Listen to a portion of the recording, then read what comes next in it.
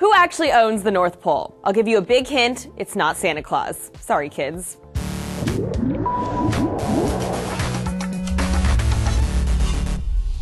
Hey, this is Annie for D-News. Thanks to Christmas lore, when you think of the North Pole, you might imagine a snowy wonderland with a candy cane-colored pole stuck in the ground. But in reality, the North Pole is a large icy mass in the Arctic Ocean, the northernmost point on Earth, which to this day is relatively unexplored. It wasn't until 1948 that a research team from the Soviet Union was confirmed to have set foot on the North Pole. So why is the North Pole so elusive for scientists? Well, it's hard to get to, really cold, and sits on drifting ice, making it hard to establish a presence there or to conduct any meaningful testing. But increasingly, it's an attractive place to explore because it's suspected to contain energy reserves. Oil and gas drilling has proven successful in other areas in the Arctic region.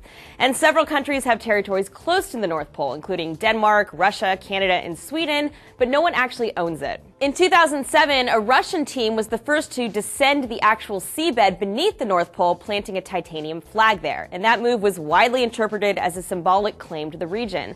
But there's more to owning the North Pole than just sticking a flag in it. Although no country has a territorial claim to the North Pole, its interests are governed loosely by the Arctic Council, a forum of 8 countries. But for a country to actually extend its borders to include the North Pole, it has to petition a UN commission called the Limits of the Continental Shelf. And recently, Canada's Minister of Foreign Affairs confirmed that Canada will indeed be making a play for it. But as part of the application process, the claim must be supported by science. They'll have to prove that there's a geologic basis in calling it an extension of Canada. That might be years away, but the fight over the North Pole in all its symbolic and possibly resource-laden glory should be very interesting to watch. As always, let us know your thoughts in the comments, and thank you for watching. For D-News, this is Annie.